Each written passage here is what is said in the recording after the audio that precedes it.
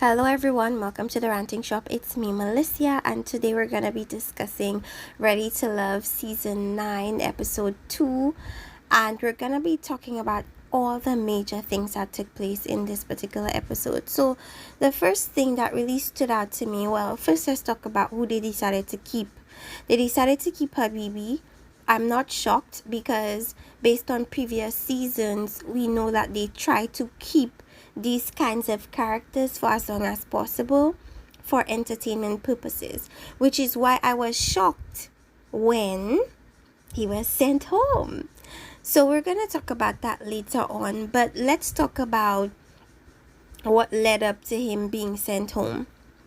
So first of all, he had a date with Sierra, and it's kind of weird because last episode Sierra was telling Tommy that she doesn't like how basically her BB is on her case. She doesn't like it.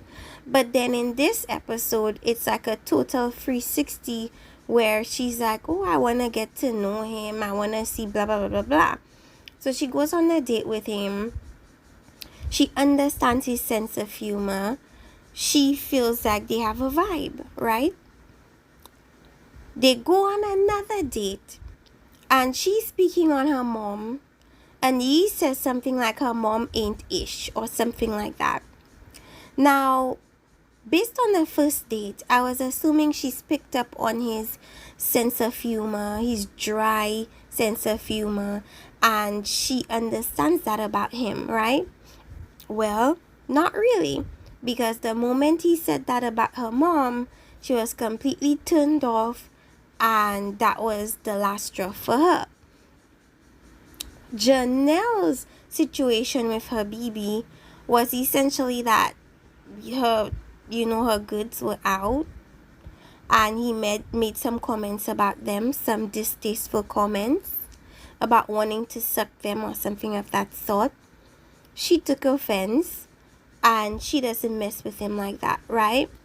The only women that showed interest in her BB were Sierra and Janelle. Janelle kept up with still wanting to see about her BB because according to her, she's getting to know him and the other women aren't getting to know him like she is. And she still wants to know, other things about him. He spoke about being a cheater, but then he told that to Kira and he told that to Janelle, to Tequila. Now, when he said it to Tequila, he essentially tried to say, well, he grew from it and he doesn't want to put any other woman through that pain. But when he spoke to Kira, she asked him something about whether he cheats and he said yes, she just didn't want to hear anymore. So it appeared like the only person that was willing to give him a chance was Tequila, because like he said, he sees himself in Tequila, and I guess Tequila sees herself in him. Now, that situation with Habibi went to such an extent that in the women's lounge, they're discussing which men they like and don't like, and Habibi comes up as a topic, and Janelle drops the bombshell of the comment he made about the tits, to the point where even Tommy got really upset. I've never heard Tommy use bad words like that. You never get to see, you see when he's upset, but you never get to hear him be that bothered by something someone said. So you could tell that it clearly offended Tommy. And that could potentially be why he was just sent home. Because the other people, he may not like what they've done or said, but they never get under his skin the way Habibi did, making that comment to Janelle. Now, they never played the clip where he said that to Janelle, so I don't know. Whereas other people, they played the clips. But anyways, it was what Janelle said on top of what most of the women were saying. They thought he was not the most serious, and they didn't really see much for him except for Tequila. So Tequila was fighting for his life in that lounge, and it got so heated that after Janelle made the comment, Tequila's comment to that was, well, it may be because of how you presented yourself to him. And she's like, Janelle is like, no, I didn't present myself to be sex or verbally assaulted in that way. And it became this whole disagreement, and she got up, and producers had to come take her, bring her elsewhere to calm her down. And I'd never seen such a blow up during a ladies lounge before. Now there was the blow up with the Brown Squad, but even that didn't go to the extent of this. This just seemed more ratchet to me. And so she even had smoke for Jessica. Jessica didn't do anything. But anyways, she makes a comment and she says, if you're gonna take her baby home or send her baby home, then send me home. So imagine my shock when I'm looking at previews and I'm seeing Tequila is still there, trying to, I guess, salvage her connection with that pastor man who clearly is turned off by her at this point. So it wouldn't be too shocking to come to the conclusion that next episode, this is not a spoiler, this is just my assumption, but Tequila is going to be going home next episode. Now, I've noticed something about Janelle that I don't like. Janelle seems to be that type of woman where if a man is not in the picture, it's all about this fake woman empowerment thing. But the moment you put a man in the mix, it becomes a very savage fight of, oh, who's that woman? Why is she talking to that woman? I don't like that woman. I was just so taken back and shocked at the way Janelle was reacting towards these women, all because the man she shows interest in was showing interest in these women as well.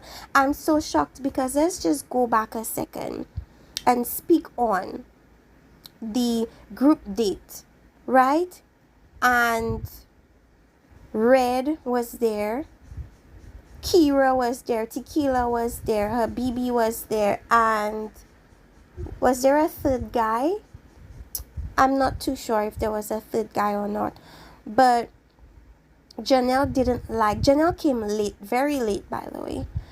And Janelle didn't like how Red was lifting Kira up and showing Kira so much attention. Now, I personally don't like how Red is like all up on people. That's to me a bit too much, to be all up in someone's personal space so soon. But if she is not being too alarmed by it, then who am I, right? So Kira is like, okay, Red, I see you, and Janelle is like, Red, you're getting too close. Red, why are you up on this little girl, calling her a little girl? And that just showed me that Janelle really doesn't have any respect for Kira. Kira sensed it, and that's why she said in her commentary that she feels like there's a vibe between her and Janelle, but she doesn't know what she did to Janelle. You don't have to do anything to Janelle. It's simply that the guy she's interested in is showing interest in you. That's simply what it doesn't have to be much. It just has to be that. And it becomes a war. And my thing is, if you have an issue with him showing Kira attention, speak to him about that. Don't, indirectly put your anger out or annoyance out on Kira, when really and truly all of you guys are here to date. Nobody is putting claim on anybody at this point. So I don't understand what her attempt is to do. As I keep saying, this is not the Bachelorette, and all these men didn't come here to simply date Janelle. They came here to date the other women too, so allow them to do that. But her attitude was extremely crappy. It was all about, oh, it's me, all about me, and if I see my interest showing any interest in anybody else, then I'm not gonna really like that woman. It was very childish. I didn't like that from Janelle. And we already know Janelle doesn't like Tequila because of how hard Tequila goes for her BB. And to me, Janelle comes across as if If I have a problem with that person, you should too. And if you don't, then we're gonna have a problem, which is extremely childish, because you could have your issue. That's your personal problem, but don't get upset when someone else doesn't have that same issue as you, you know? And that's what really irritated me about Janelle. She really showed her butt this episode. She came across looking very unattractive. Now let's move on. So we know that the women are feeling Quinton, because during the ladies' lounge they were all about, oh, I have this connection with Quinton. Quinton were in most of their top threes, and Janelle had something with Quinton. Unique, I don't know if Unique mentioned Quinton. Maybe, I think Unique definitely mentioned Marvin. She's intrigued by his whole dungeon and 50 Shades type of persona. She's probably read a couple of erotic books and she's imagined herself being in these positions. Maybe for her it's a fantasy that she wants to be fulfilled. So that's what's intriguing her so much about Marvin. It is what it is. The other women were not too thrilled about it. Example, Lee was very adamant that that's not something she's willing to want to go into. She's not into this beat up your partner in bed type of thing. Jessica was intrigued, but not too much. You know, to me, Unique was the most interested in Marvin. As far as the other women, we see that Lee and Quinton have a very close relationship. They have a lot in common. I could see them working out potentially. We have Quinton and Janelle. We have Quinton, and Janelle had to make it known that, oh, she talked to Quinton for 2 hours. It's like this whole competition thing. Somebody says they have a connection with Quinton. Somebody says they talked to Quinton for 2 days. She have to say she talked to Quinton for a whole month. And another person says they have to talk to Quinton, or they talk to Quinton for years. It's a one-up thing, and we see that time and time again on this episode, where these women fail to really come together and really hear what the others have to say about these guys. All they're concerned about is their connection with the guy, and they always make that fatal mistake of ignoring the red flags that other women see. So the women came to the conclusion that they think Quinton doesn't really like black women. His type of interest has been with other women, maybe white women. And so what happened was Tequila piped up and she's like, yeah, because I was talking to Quinton in the beginning and he said that he didn't really see anybody there that he had interest in. So she's like, well, if you don't have interest in not any of us and we are bad bees, we look good, then you must like women of other races, right? And they actually showed the clip where he did say he didn't find anybody particularly attractive on that first episode, which could very well be his truth. Sometimes it takes people time to get to know someone's personality before they decide there's a connection there's something there to explore. But physically, he wasn't too attracted to the women. Based on the clip, Tequila didn't lie, but Janelle feels like Tequila and Kira have this agenda where they're gonna bash a guy to get other women to not engage with them. And that's a lot of projection on Janelle's part, because that is essentially what she did with her BB.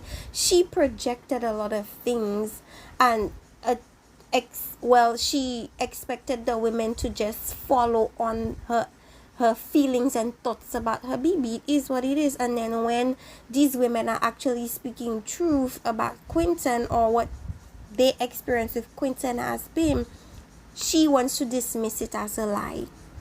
It's just very interesting how when your own medicine is thrown in your face, it's like it tastes bitter to you. But that is exactly what you've been spilling. But because you don't taste it, it doesn't affect you. But anyways, Lee had to pipe up and say, well, if he's not interested in black women, then I'm one of the darkest women here, and he showed interest in me. He did, and he has.